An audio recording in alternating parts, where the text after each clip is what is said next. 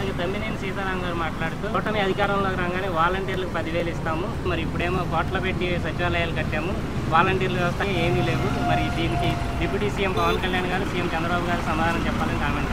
అంటే నేను ఒకటే అడుగుతానండి, ఇప్పుడు వాళ్ళు కోట్లు పెట్టి ఎందుకు కట్టించారో మాకైతే అర్థం కావట్లేదు. ఎందుకంటే మీకు 2 నెలలుగా చూస్తున్నారు పెన్షన్లు ఎవరు అసలు మళ్ళీ పెద్దవాళ్ళు లేదంటే మనకి వృద్ధులందరూ కూడా రోడ్ల మీద పడిపోతారని చెప్పి బెదిరించి భయపెట్టి జనాల్లో ఒక భయాందోళన క్రియేట్ చేశారు వీళ్ళు. కానీ 2 నెలలుగా మీరు చూస్తే ఎక్కడా కూడా ఏ ఒక్క వృద్ధుడు కూడా రోడ్డు మీదకి వచ్చింది లేదు కదా. అధికారులు ఎవరైతే ప్రభుత్వ జీతాలు అంటే ప్రజల దగ్గర నుంచి ట్యాక్సులు పన్నుల రూపంలో జీతాలు పొందుతున్న అధికారులు ఉన్నారో, ప్రభుత్వ అధికారులు ఉన్నారో, వాళ్లే స్వయంగా తీసుకెళ్ళి ఇస్తున్నారు. ఒక పని సజావుగా సాగుతున్నప్పుడు మళ్ళీ ప్రజాధనాన్ని దుర్వినియోగం చేసి కోట్ల రూపాయలు వెచ్చించి, అంటే ఆంధ్రప్రదేశ్ అప్పుల స్థాయిలో ఉన్నప్పుడు కోట్ల రూపాయలు ఖర్చు పెట్టి అడగాల్సిన క్వశ్చన్ ఏంటంటే, ఆంధ్రప్రదేశ్ కోట్ల రూపాయల అప్పుల్లో ఉన్నప్పుడు మళ్ళీ తిరిగి కోట్ల రూపాయలు దుర్వినియోగం చేసి ఒక పని సజావుగా సాగుతున్న పనికి అడ్డం పడి మీరు ఎందుకు సచివాలయాలు ఎందుకు కట్టించారు?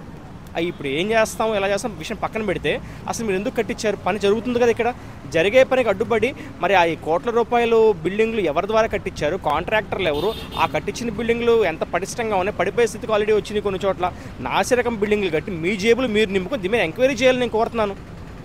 మీరు ఏవైతే సర్వీసెస్ వాలంటీర్ ద్వారా ఇస్తామంటున్నారో ఆ సర్వీసెస్ ఇప్పుడు వాలంటీర్ లేకుండా జరుగుతున్నాయి. వాలంటీర్లకి ఇస్తామని 10,000 ఇస్తారు, ఇది కొంచెం టైం ఇవ్వండి, ఇంకా కనీసం 3 నెలలు కూడా అవ్వాలి ప్రభుత్వం వచ్చి. కానీ మీరు క్వశ్చన్ అడుగుతున్నారు కాబట్టి నేను చెప్తున్నా, అసలు కోట్ల రూపాయలు పెట్టి ఎందుకు దుర్వినియోగం చేశారు? సచివాలయం ఒక బిల్డింగ్లు ఎందుకు నిర్మించారు? చాలా చోట్ల మీకు ప్రభుత్వ పాఠశాలలు కానివ్వండి, ప్రభుత్వ భవనాలు కానివ్వండి, వాటిని మీరు కబ్జా చేసినట్టు చేసేసి సచివాలయం బోర్డులు తగిలిచ్చేశారు.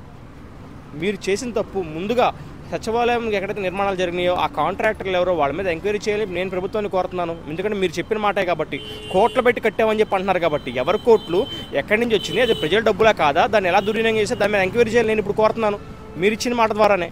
సో కాబట్టి మీరు ఎంత ఎక్కువ మాట్లాడితే అంత ఎక్కువ దొరికిపోతారు వైసీపీ నాయకులు. దయచేసి మీరు ఇప్పుడు జరుగుతున్న ప్రజాప్రభుత్వానికి అడ్డుపడద్దు. ఏవైతే టీడీపీ కానీ జనసేన పార్టీ కానీ బీజేపీ పార్టీ కానీ హామీలు ఇచ్చినాయో ఆ హామీలన్నీ కూడా మేము అమలు చేస్తాం. 2 నెలలు పట్టుమని 3 నెలలు కూడా కాలేదే, ఇప్పుడే మీరు అంత మీద పడిపోతున్నారు. నాకు ఒకటి అర్థం కానిది, మరి మీరు చేస్తున్న పనులు ఏంటి?